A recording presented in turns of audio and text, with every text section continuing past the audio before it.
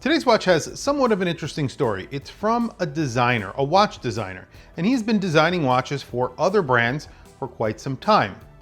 And he's finally decided to design his own watch for his own brand. And what's actually interesting about this is that he decided to do a dive watch. Most designers don't choose to do a dive watch for their first watch, and I think that's pretty cool.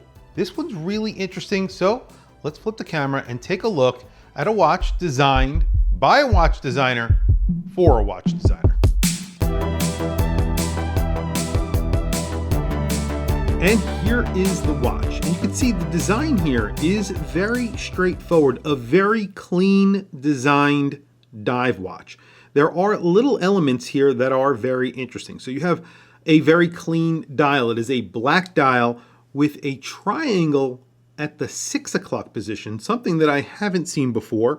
A little bit of an interesting element there, although I did put this watch on upside down the first time that I tried it on. And that was because I immediately saw that triangle and I said, that's the top of the watch. I may need glasses, but there you go. And then, of course, you have the name of the brand right below the 12 o'clock, and that says Savise & Eddy. That's the name of this brand. I think I pronounced that close to what it should be. I'm not the best at pronunciations, as you guys know. You get applied indices, and those are very, very large indices. I'm not sure how the lume is on this watch. We will check it out towards the end of the video.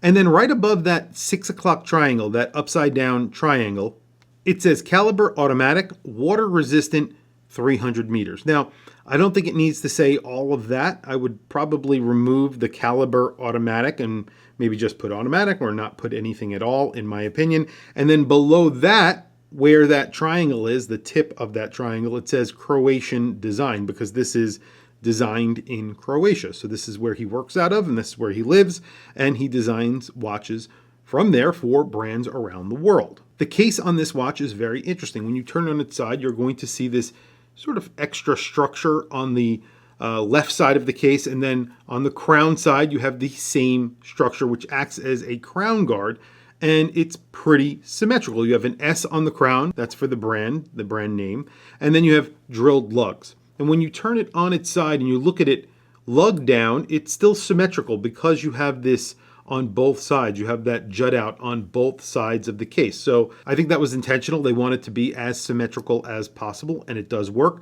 Speaking of symmetry, they also use the Miyota 9039. So that is a dateless version of the Miyota 9000 series. So you don't have a date window on the dial. So continuing that symmetry that, I like, especially in a dive watch. I like a dateless dive watch personally. I know some people do not. And then you have a glossy ceramic bezel, and this is probably the best part of this design. It's a very pronounced knurling on here, but it's a very close together knurling, so it looks almost like a coin edge. And then you have a slight raise to that sapphire crystal, as you can see, and it's raised maybe like a 0.5 millimeter off of that bezel.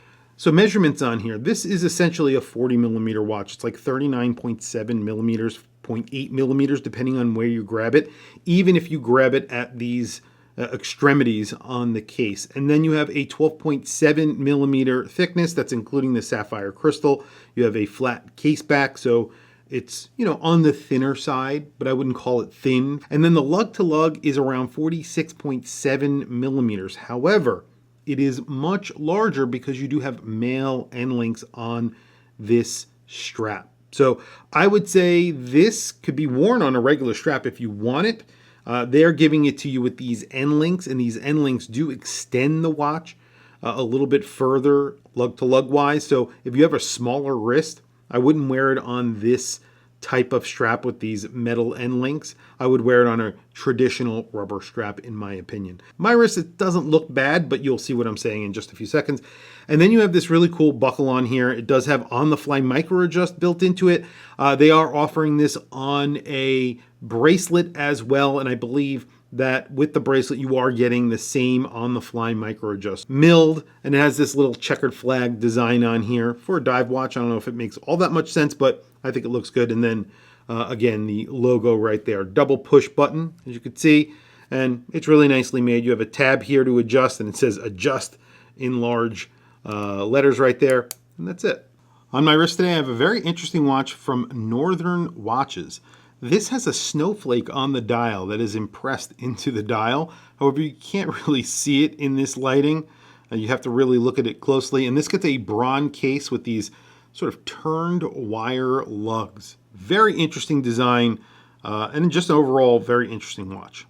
And there is the Cetus Diver on my 7.5 inch wrist. You can see what I'm saying about the strap. Because of the way that the lugs sort of turn down, the strap actually sits a little bit higher than the lug.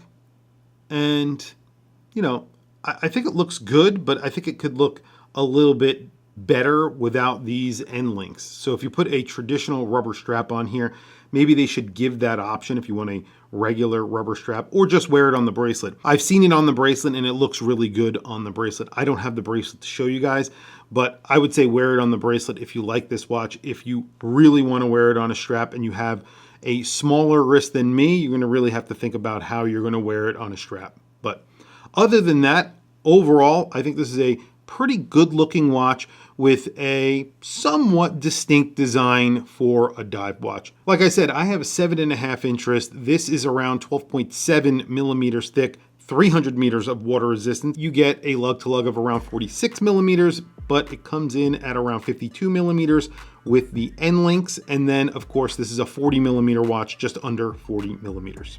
Well, there you go. Lume is very bright. Let's actually listen to the bezel action before we talk about the lume.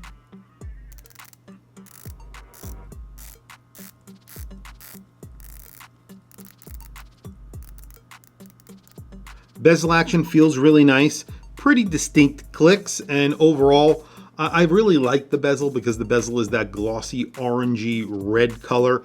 I like the overall look of the bezel. I like the feel of the bezel. I think they did a good job with it. The lume is obviously excellent because you do have a fully lumed bezel. Every single minute on the bezel is lumed. Everything is lumed. You have applied indices. Those are large and filled with lume. The hands are large and filled with lume. And then you have lume on the second hand, which allows you to see that your watch is working in the dark. So lume is very good on here, very liberally applied. They did a good job with that. Price on this is $1,150, which is on the more expensive side for a watch with a Miyota 9000 series. However, it does come on the bracelet for that price. I'm not sure if it comes with the strap. I'll put that information down in the description if I have it, but I think it's a decent price for this watch, and overall, I think it's a really high quality watch. So it's a really nicely made watch. It feels really nice, and the components are very well made. Overall, you have to like the look of this watch. The fit, finish, and quality I think is very good, and warrants that price. Tell me what you guys think down in the comment section below. What do you think of the design of the watch? Obviously, this is a person who designs a lot of watches, and I've seen some of his designs. He does a really good job, and I think he did a very good job with this. He showed restraint, and a lot of designers, especially when they're coming out with their own watch, do not. And I think he showed a lot of restraint here. He made something very clean and very classic looking, and inspired by brands like Omega and Rolex, obviously, but I think he made it kind of his own. Tell me what you guys think down in the comments below. I want to hear from you guys. Please don't forget to like, subscribe, hit that bell icon. It is super helpful for the channel, and I very much appreciate it. Anyway, guys, thank you for logging on. Thank you for watching this video. I'll catch you guys in the next video.